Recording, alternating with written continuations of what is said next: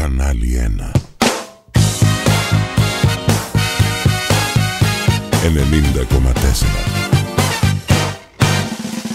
Πειραιάς. Έχουμε τη χαρά να φιλοξενούμε στην άλλη άκρη της τηλεφωνικής γραμμής τον κύριο Ανδρέα Ριζούλη, είναι βουλευτής του ΣΥΡΙΖΑ από το νομό Αχαΐας.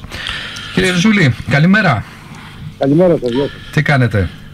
Καλά, κύριε Ζούλη, να σταθούμε να υπερπηδήσουμε και θα το πούμε αμέσως μετά βέβαια το θέμα της αξιολόγησης, αλλά να σταθούμε στο θέμα που πολλοί το θεωρούν μείζον, αυτό του ταξιδιού του Πρωθυπουργού στη Γαλλία, στο Παρίσι, και να δούμε εάν όντως ποια είναι τα πραγματικά στοιχεία σε σχέση και με αυτά που τονίστηκαν και από το Μαξίμου.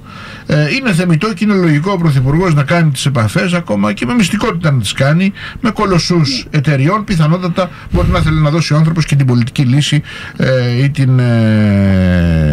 την τελευταία έτσι υπογραφή, θα λέγαμε, σε μια συμφωνία που λέγεται ότι θα ανακοινωθεί κτλ. Από την άλλη πλευρά όμως, το να παίρνει μαζί του την οικογένειά του, αν ισχύει κάτι τέτοιο, γιατί όλες τις πληροφορίες σε αυτό συγκλίνουν, τα παιδιά του και τη σύζυγό του δηλαδή, δεν εγείρει ένα θέμα ηθικής τάξεως για την αριστερά? Εντάξει, τώρα. Θα δούμε αν ήταν η οικογένεια και τα παιδιά του μαζί. Αλλά τώρα, αν γύρει θέμα ηθικής τάξης για την αριστερά, δεν νομίζω. Δηλαδή, αν ο Πρωθυπουργός χρησιμοποιούσε το αεροσκάφος για αναψυχή και κάνανε εκδρομές και βόλτες κλπ., να το συζητούσαμε. Αλλά τώρα, αν ήταν, δεν ξέρω αν ήταν μαζί του. Δεν έχουμε. Το λέω αυτό γιατί δεν το έχουμε δει σε άλλο Πρωθυπουργό, δηλαδή να έχει τα παιδιά του και τη σύζυγό του αν μαζί. Αν επιβεβαιωθεί αυτό. Ναι, αυτό λέμε. Γιατί με το λέμε δεδομένο. Αυτό λέμε, ναι. Αν επιβεβαιωθεί. Ο κύριος Ριζούλης μπορεί να ξέρει, για παράδειγμα, ή να το έχει ψάξει. Όχι, δεν ξέρω, αλλά λέω η ουσία είναι αν ήταν μαζί. Το ταξίδι αυτό, θα δούμε αν ήταν μαζί, δεν ξέρω κι εγώ.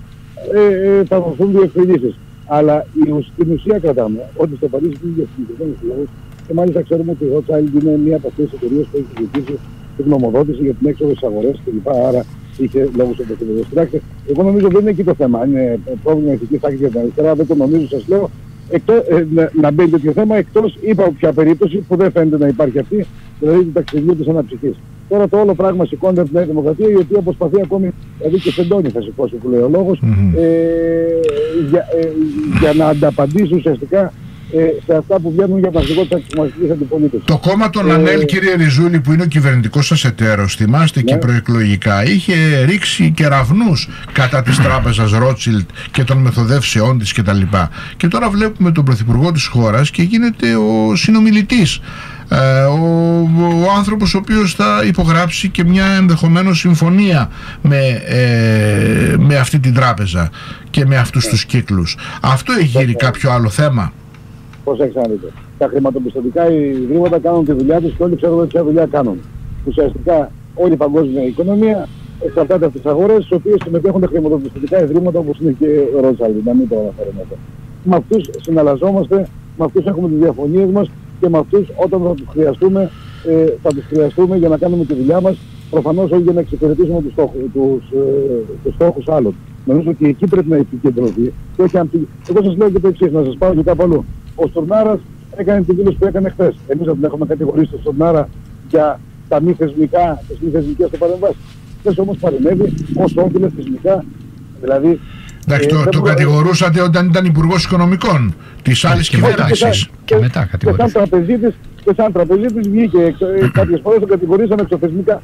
Σήμερα όμως κάθεστε και μιλάμε τώρα για ένα δικό μας άνθρωπο. Οι διεθνείς αγορές και τα χρηματοπιστωτικά ιδρύματα, επαναλαμβάνω, κάνουν τη δουλειά τους. Εμείς θα κάνουμε και εμείς τη δουλειά μας, με αυτούς θα την κάνουμε τη δουλειά μας. Πότε την κάνουμε καλά και πότε την κάνουμε με πίεση, με τις πιέσεις που γνωστές που είναι. Μήπως πίσω από το Δουνουτού δεν κρύβονται ιδρύματα, χρηματοπιστωτικές εταιρείες που κάνουν business, χρηματιστήρια τα οποία παίζουν ομόλογα κλπ. Λοιπόν, νομίζω ότι όσοι τα αναφέρουν αυτά, τώρα δεν λέω για εσάς προφανώς, έτσι, κάνοντας παραλληλισμούς, είναι αστεία πράγματα, εκτός αν αποδειχθεί το αντίθετο. Δεν το βλέπω να αποδεικνύεται κάτι. Κύριε Ριζούλη, τώρα αυτό που προέχει, αν δεν ξέρω ο Πέτρος ολοκλήρωσε τις ερωτήσεις του γι' αυτό, θέλω να έρθω εγώ λίγο στο θέμα της αξιολόγησης, γιατί νομίζω ότι είναι το σημαντικότερο. ούτε με ενδιαφέρει να ασχοληθώ με την φορολογική δήλωση της συζύγου του κ. Μητσοτάκη. Τα θεωρώ παραπολιτικά και άνευ ουσίας. Μια παρένθεση μόνο, Νίκο. Θυμάστε και προεκλογικά, αλλά και μετά, όταν ο ΣΥΡΙΖΑ ανέλαβε την εξουσία, έλεγαν πολλοί μην ασχολείστε με το θέμα, και στελέχοι του ΣΥΡΙΖΑ και βουλευτές, με το θέμα της κυρίας Περιστέρας Τσίπρα, και αφήστε στην άκρη την οικογένεια του Πρωθυπουργού για το θέμα, ξέρετε, της μετακίνησης της από τη Δυτική Μακεδονία, από το Πανεπιστήμιο στο Πανεπιστήμιο Αθηνών. Και τώρα όμως βλέπουμε ότι αναφέρονται στο θέμα της συζύγου του κυρίου Μητσοτάκη.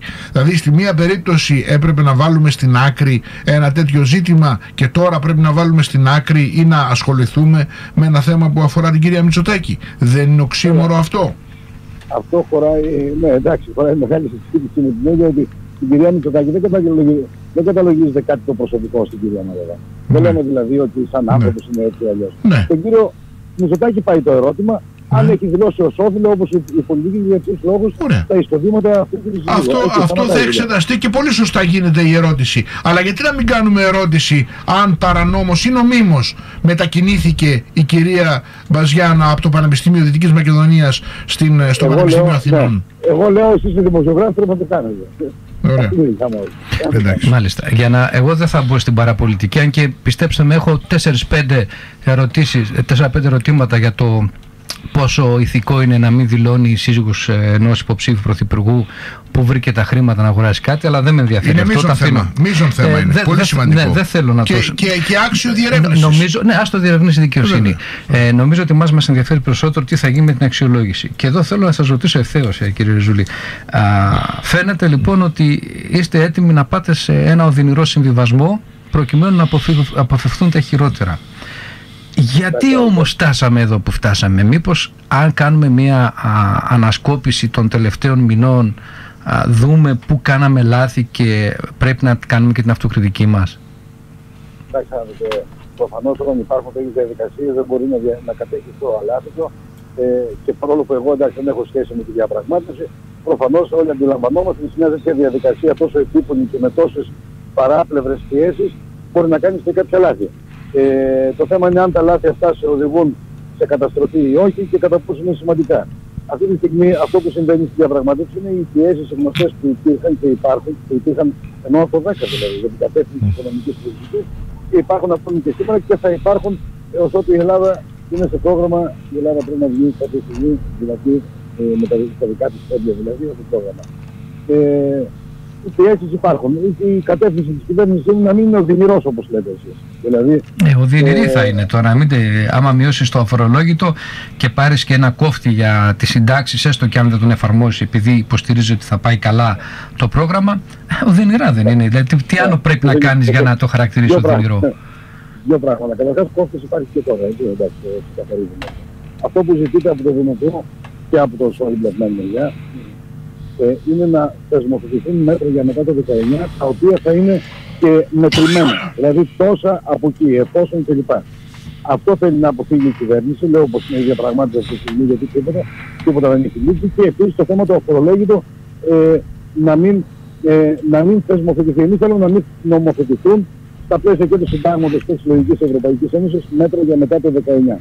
Ναι, αλλά φαίνεται ότι, αν με επιτρέπετε για τη ροή της συζήτησης, οι πληροφορίες λένε ότι η συμβιβαστική πρόταση της Κομισιόν που έχει έρθει στην κυβέρνηση και δεν την απορρίπτεται, προβλέπει προνομοθέτηση κάποιων μέτρων, κυρίως των φορολογικών, με το βέβαια δίκτυο ασφαλείας, ότι αν δεν υπάρξει πρόβλημα απλά δεν θα εφαρμοστούν, θα ακυρωθούν τα μέτρα αυτά. Εντάξει, σε αυτό έχετε δίκιο. Εγώ λέω ότι αυτή τη στιγμή η διαπραγματευτική τακτική της ελληνικής κυβέρνησης, εγώ δεν μπορώ να πω κάτι άλλο, είναι στο να μην νομοθετηθούν τέτοια μέτρα. Έτσι, αυτή είναι η κατεύθυνση.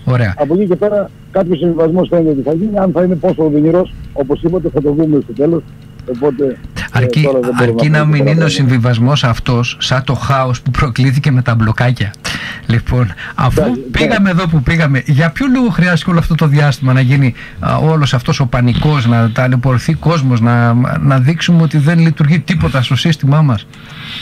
Και έπρεπε να φτάσουμε, κύριε Βουλευτά, σε τέτοιο σημείο, δηλαδή να μην μπορούμε να λύσουμε ένα τέτοιο θέμα που αφορά και τη φτωχολογία, έτσι, αφορά ένα κόσμο, ένα μεγάλο μέρος του κόσμου που με τον μπλοκάκι προσπαθούσε, εκεί είχαμε άδικους φόρους, άδικη πολιτική, τα 650 ευρώ δηλαδή, τα οποία κάθε χρόνο, ασχέτως αν έκοβε ή αν δεν έκοβε μπλοκάκι, αν εργαζόταν ή όχι, ήταν ένα χαράτσι απίστευτο. Οι εισφορές ήταν το βασικό. Και οι εισφορές, φυσικά και οι εισφορές, αλλά και αυτό ήταν το κερασάκι στην τούρτα. Αυτό ίσχυε από παλιά, έτσι. Ίσχυε από παλιά. Δεν ήταν τα 650 ήταν. Μπήκε τελευταία. Όχι, τα 650 ισχύουν τα τελευταία 10 χρόνια.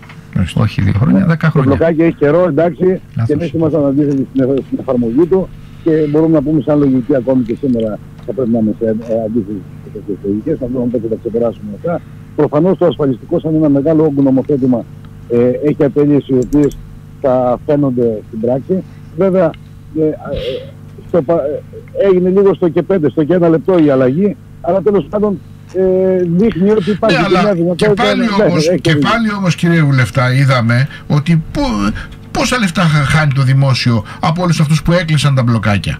Για να το βάλουμε κάτω και να δούμε πόσες τέτοιες τερματισμοί αν είχαν δουλειά όμως, έτσι, μπορεί να μην είχαν και δουλειά. Και να μην είχαν δουλειά.